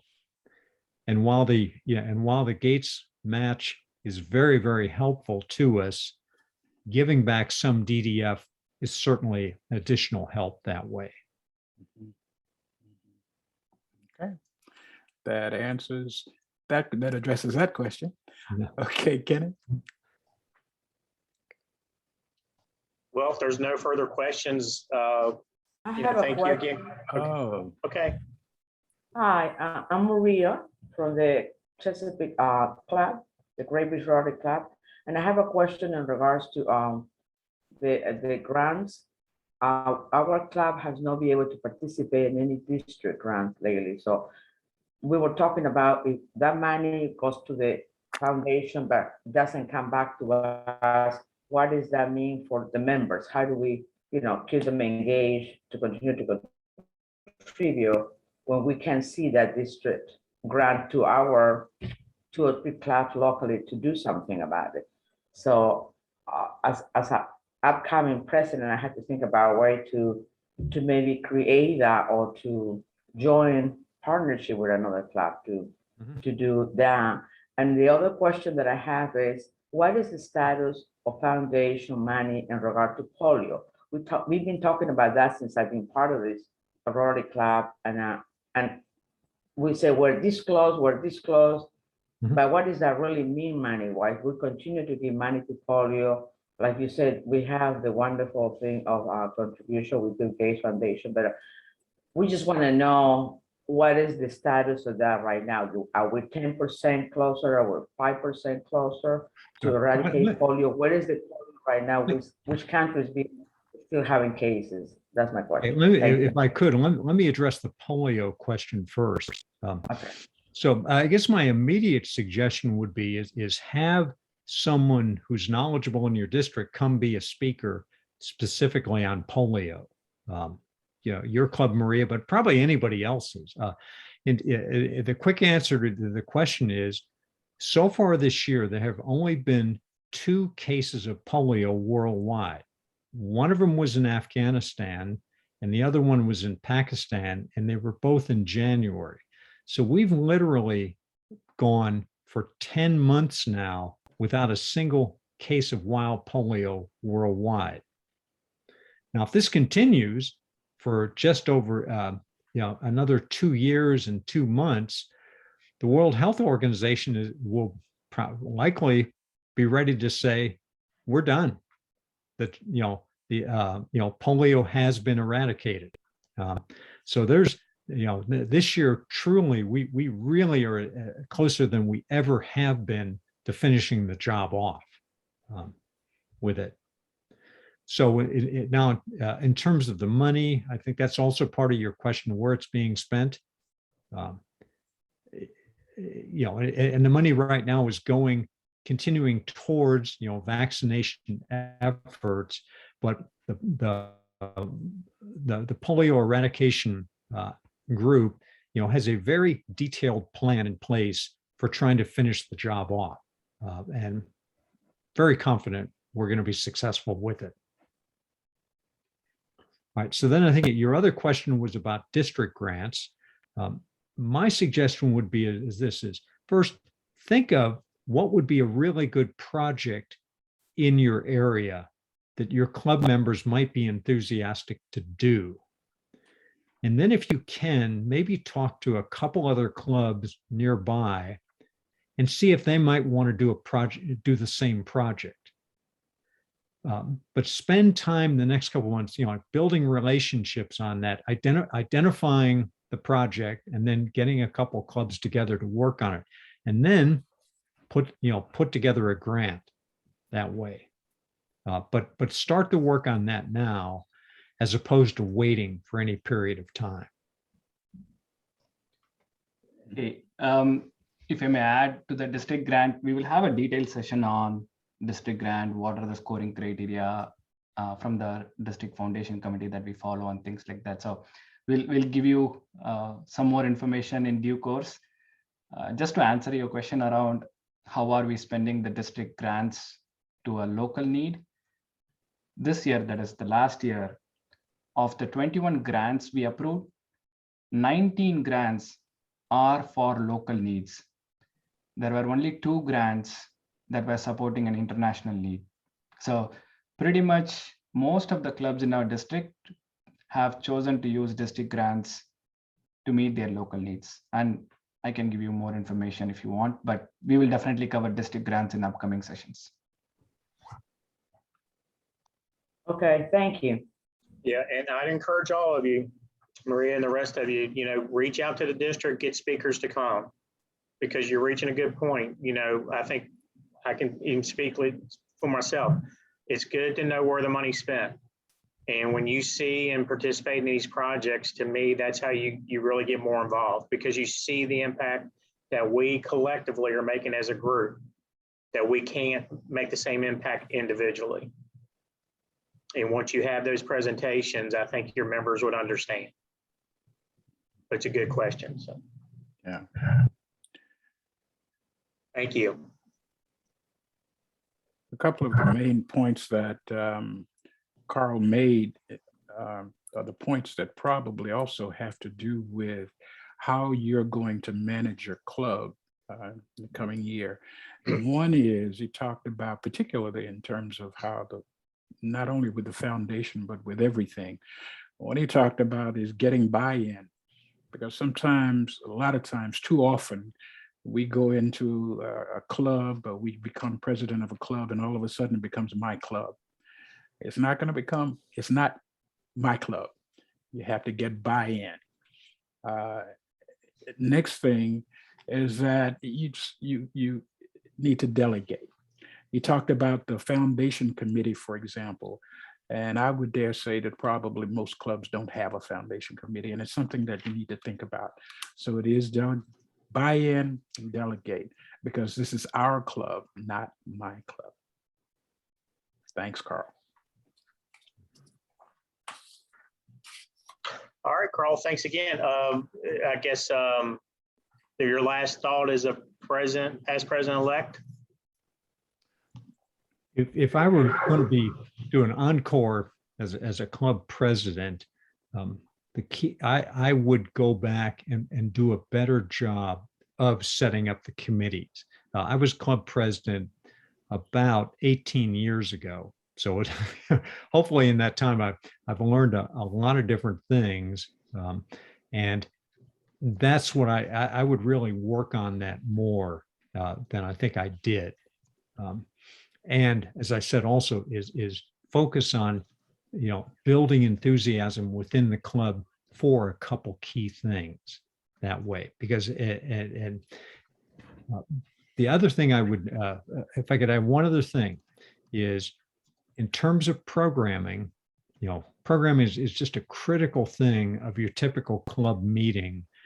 I would try to get far fewer presentations made by other nonprofits, because typically they come in and in a sense they're presenting what they're doing in their work, but in another sense their hands out looking for money. And I'm always amazed at the number of club members who get frustrated when they see too many of those programs. If anything, do more programs on great stuff that Rotary is doing, either your club, other clubs in your district, other places around the world, so people understand the true impact of this organization that we're part of and that they're part of. think it's awesome. What a great idea to have your own club maybe even do that. You go back and look at some past projects or stuff that your current members don't remember doing. Mhm. Oh, yeah. And I'm sure many of your clubs are my club in St. Petersburg is 102 years old. There's amazing stuff they did for the city of St. Petersburg 50, 75 years ago that most people just don't realize. It's a mere footnote in history, but it's really valuable for club members to know. All right. All right. Thanks so much, Carl. If there's no other questions, we'll let you go and enjoy the rest of your Saturday. Hopefully it's warmed up outside a little bit for you. Hopefully so. The sun is Yeah. shining. So Yeah. you all be well. It's been a pleasure talking with you. And I put my contact information, seriously, you're welcome to contact me. Have a great day. Thanks All right. very Thank you much. so much, Carl. Thanks, Thank you. thanks again, Carl. Really appreciate it. Okay. All righty. Back to you, Tim. Okay. Thank you. That was great. Now, if we could go with our events to plan and the like. So, Tonda, what do you think? Yeah, I'm happy to take over. So we've been talking about different things. Jim kind of went over the difference between strategic planning and, planning for your year. Wayne's kind of gone over goals. Carl talked about foundation, and Kenny mentioned, grant planning, how when your year is president, you're kind of already behind. You need to start ahead of time. So we're going to do a little exercise that's simply a prelude to long range planning for the year to kind of help you get your brains around, what you want to do, what you need to think about, kind of just to get those, get everything in motion. My first thing is just to ask you, have any of you even thought about what you're going to say, what your first statement to your club is going to be about, kind of what your thoughts are and your process for the year. And then I want you to think about an idea of planning such a statement. And then we're going to, again, it's just thinking about what things you need to plan out, kind of like your grant, if you're applying for a grant. So the activity, we're going to break into 2 groups. And what I need is for in each group for someone to serve as the lead. Raghavan, if you could pull up the first slide. So these are just some examples. Oh, sorry, the next, yeah, there we go. So these are just some examples of some events that, you might want to think about putting on your agenda for planning for a year. So, installation of club officers, changeover meeting, board orientation, Rotary International Convention, your district governor's visit. What does that look like when district governor like Kenny comes to see you? And then on the next, can you get the next slide, please? And then these are just special observances that Rotary International has for each basically month. And, how do you coordinate, what your club's doing in relation to that? A lot of people don't know that we even have designated months for things. So, so with that, I wanted to, if you could break us into 2 groups. What we're going to do is give you a board. We're going to have you write down things that you think each month you should do. And myself and Jim and us will be broken up into your groups to kind of help you along with this. And then we'll all come back and we'll kind of talk a little further about that. So, Ryan, if you could just go ahead and break us into a group, I think we'll be good to go. Yeah, give me a few seconds. I'll do that. Sure. Is there going to be a timeline on this to where we know it'll pop back up? I'm sure Raghavan will set that up to come back to the main group. I think it's at 6 minutes. About to kind of work on it. So each group will get like a minute's warning. Yeah. Oops.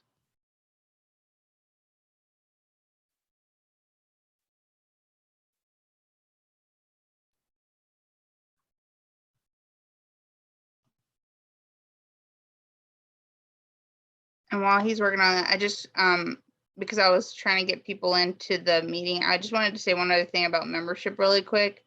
One thing to think about when you're thinking about your memberships for your group is everybody, and it kind of talks to what Carl was saying, is, talking about your why. A lot of people forgot why they joined Rotary and what that project was that really made them engaged. So just going back down those things and remembering the why behind it sometimes and sharing those stories is usually very helpful. And maybe put that into your meetings occasionally. Okay. I'm going to open the breakout rooms now. You'll Thank be you. assigned. You'll see a pop-up. If you find issues, I'm here to help you out.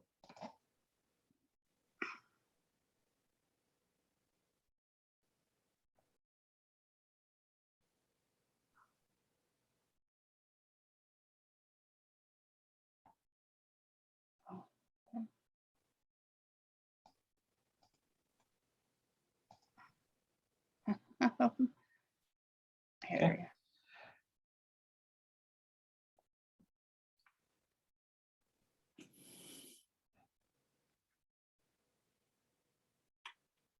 All right.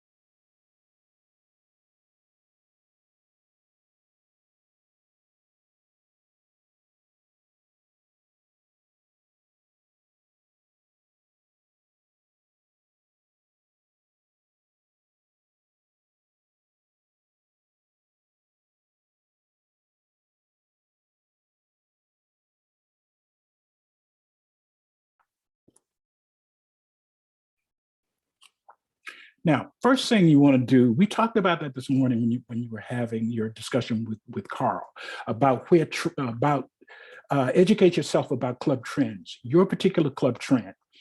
And again, you don't have to memorize a thing about your club, about club trends, but things like how many members you have, what is the ratio, what is your diversity like, all of those kinds of things folks expect you to know about your club.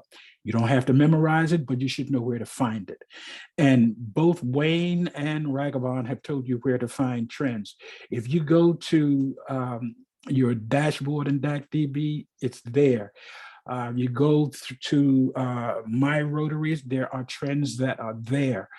If you go to the dashboards, for example, you're going to see that there are graphs and charts and the like that address your specific club.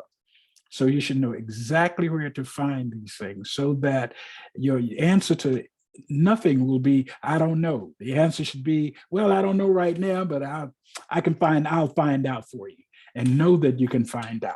Next slide. Now, there is something called, as you know, a Rotary Constitution. There's also the Rotary bylaws. Now, of course, you already know that the Rotary Constitution exists, but have you ever looked at what's there in that Rotary Constitution? That Rotary, this is just the contents from it. And that Rotary Constitution covers everything that you can think to ask about Rotary. So if you've never looked at it, just take a good look at what is there. There's also the Rotary bylaws. Take a look at what's there. So a lot of your questions about Rotary can be answered just by looking at the contents of the Rotary Constitution. Next slide. Now, You need to take a look at this ASAP. This was your last assignment, to look at your Rotary Club bylaws and what's there. Now, all of a sudden, you're taking over the presidency of your club and you're ready to start your first meeting. Where do you get your agenda? How do you know what agenda to follow? Are you going to rely on what the last president says?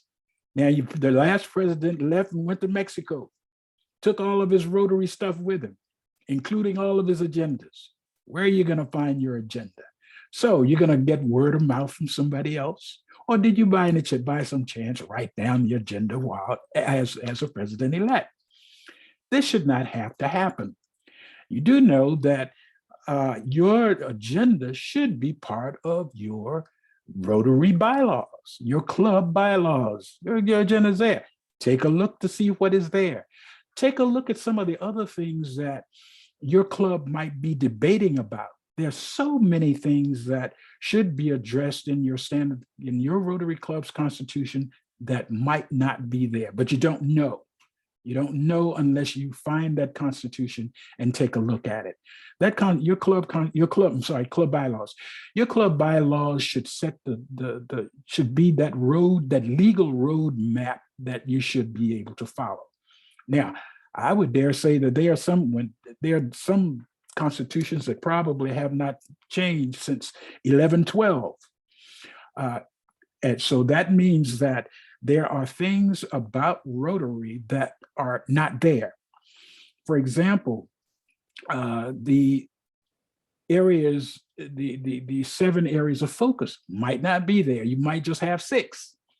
If there are only 6 there, it is time for you to do something about your bylaws, because the first thing you are supposed to do is adopt the Rotary, the standard Rotary Club bylaws. That's step 1. After you adopt that, then you wind up making the changes that are germane to your club. Okay, next slide. So please take a look at your bylaws now while you are there. There is another document that you need to know about also. This document is called the Code of Policies. The Code of Policies. The Code of Policies is published sometimes every month, but at least every quarter. It is published by the Rotary International Board of Directors. So if there is something that has changed since July, if you look at the Code of Policies, it is there in the Code of Policies. You can find this online in My Rotary, the code under Documents, it is there. So if there's a change that took place last month, if you look in your Code of Policies, that change appears there in the Code of Policies. So you see what's here in the Code of Policies. This is an example of the table of contents there. So anything that changes, for example, if you look at Article 3 here, locality and club name and what have you, that has been a recent change. But you don't know that you won't know that until the end of the year unless you read the Code of Policies. What it says now is that you can have 2 clubs, more than 1 club, let's say, within a community. It was very strict. You could only have 1 club within a given community. You notice also that it talks about name of club. Every club used to have to be called Rotary Club of. If you look at your bylaw, the question is, what is the real name of your Rotary Club? I'm not sure that the real name of your Rotary Club is the name that everybody is calling it. Okay, but your bylaws ought to tell you that, and your Constitution and Code of Policies will address that. At any rate, what we want you to do is to strengthen your knowledge about Rotary and about your job before taking your job. And there are a lot of people who say, I don't want to become president because I don't know anything about Rotary. Well, you don't have to. These things are published for you. So when you get an opportunity, just thumb through them to see what is there. Now, District Governor-elect Boss, I will stop here.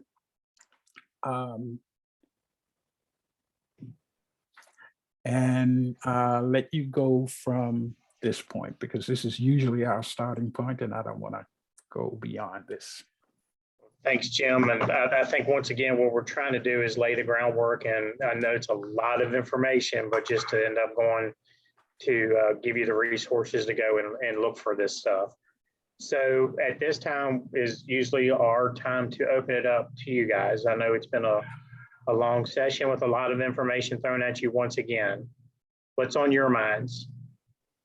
Let me make one more comment, and this is for Lisa.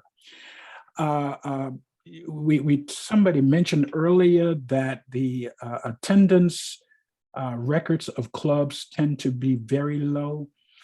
I need to say this about South Richmond. South Richmond has probably had the best attendance of any club in the district for the past 20 years. South Richmond averages between 95 and 100% attendance. That's it. That's Good job, awesome. Lisa. Now, I've never seen it at 100, but I know we have tremendous membership from our members. We also have a lot of Rule of 85 folks, which certainly helps those numbers.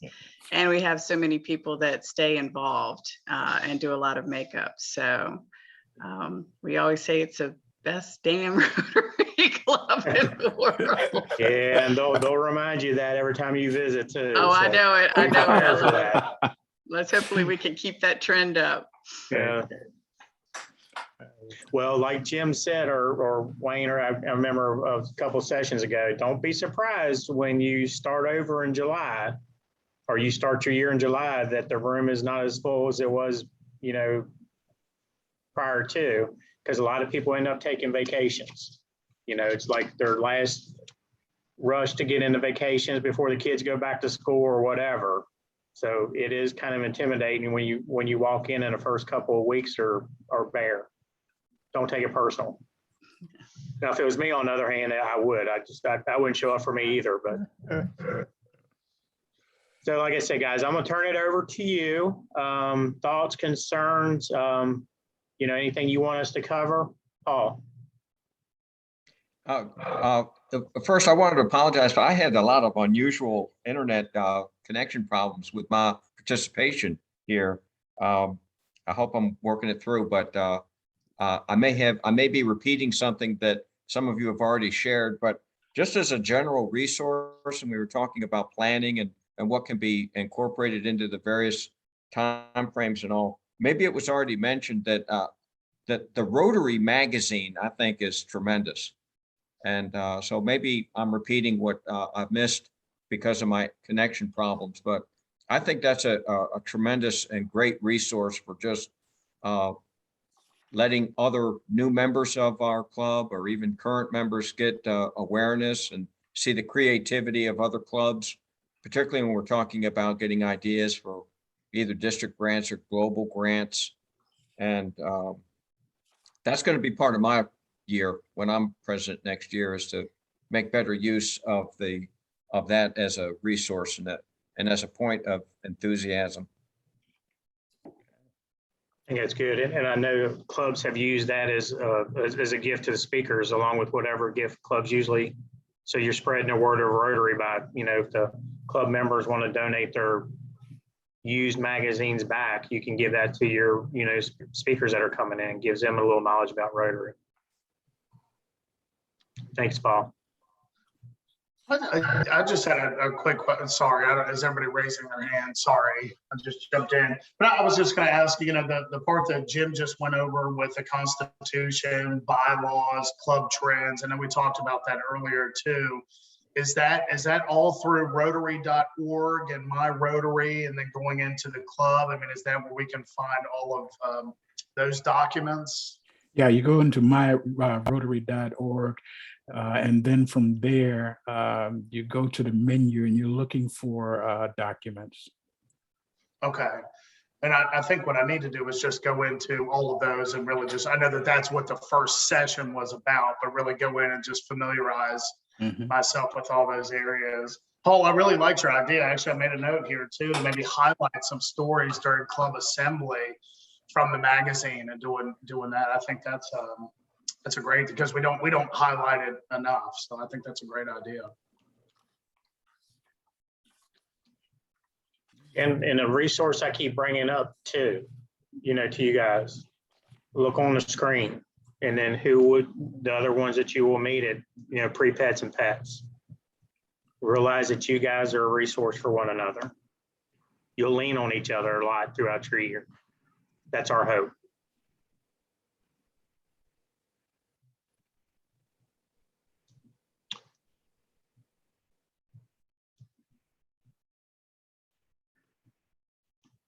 All right, any other comments, questions, anything y'all feel like we need to cover going forward?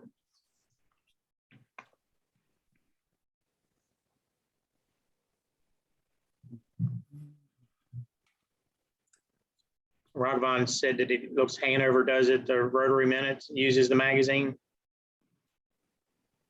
Yeah, Penny should speak about it. I don't know if she's still here. Yeah, so every meeting we have a Rotary Minute. We have one particular person who's responsible, and they'll go into the magazine or go on the website and just pick a theme or a thought and talk to the club about it every week, so that we're constantly getting that international or international perspective. So. And then we include it in our minutes too, so that people who aren't there will get to read it as well. And y'all usually have a joke of the week. Yeah, our jokes haven't been as Okay. He hasn't been coming. Yes, but our jokester, our little Landon, yeah, they have not been coming for a while since COVID. So okay, our treasurer tries to make up it with lots of witty jokes. Yeah. Not the same, but yeah.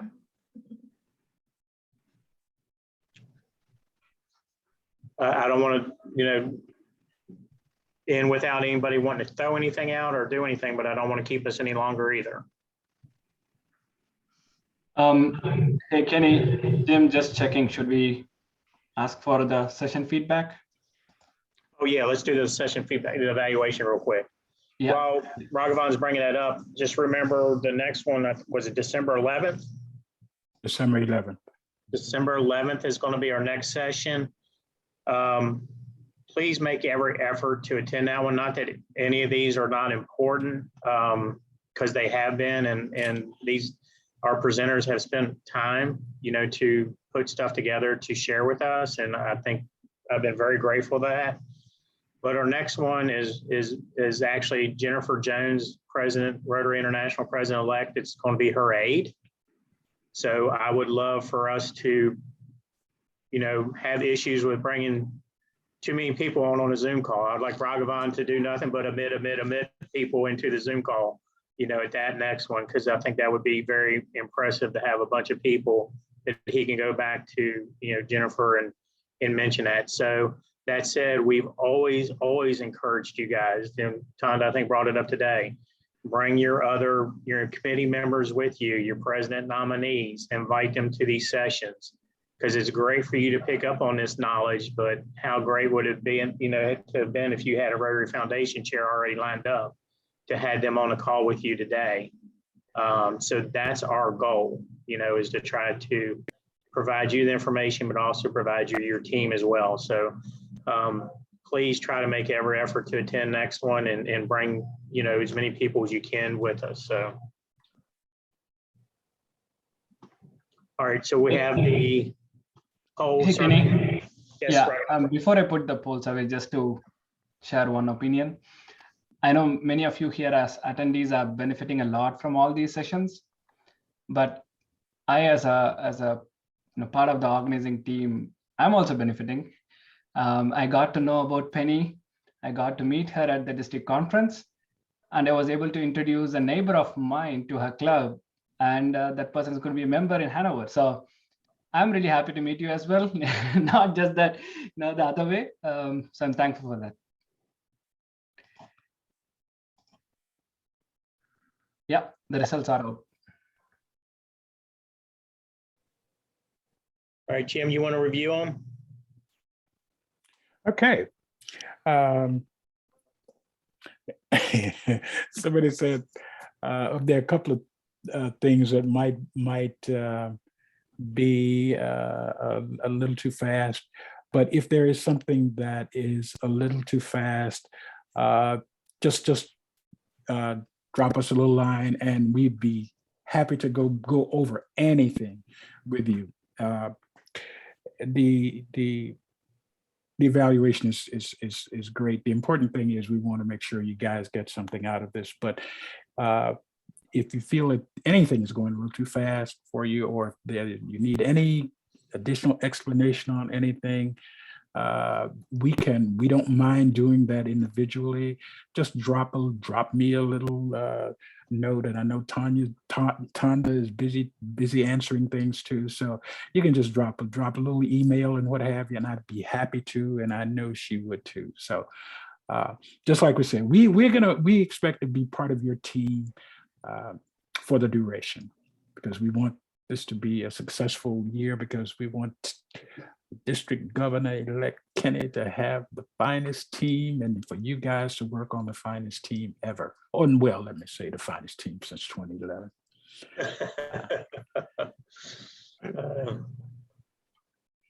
All right. Any other feedback, comments? Like I said, we are here for you, okay? We're not going anywhere. If not, like I mentioned when we opened, it's Veterans Day next week. That's just something near and dear to me, and I hope it is to you guys as well. Reach out to those that you know that have served, and thank them for the service. It gives us the opportunity to do what we do every day here, because sacrifices that they've made. Thanksgiving holiday's coming up, so you guys enjoy your time with your friends and family, and enjoy it. I think it's going to be the most expensive Thanksgiving, and for a while, but still enjoy it. And for me personally, and I don't want to sound as corny, I'm thankful for each of y'all, because you have taken the opportunity to spend our Saturdays with us, and we do not take that lightly. So we thank you, and we wish you the best, and have a blessed Thanksgiving. Thanks, you too. Training team, if you want to stay on. Everybody have a good weekend. Thank you, everyone. Happy Thanksgiving.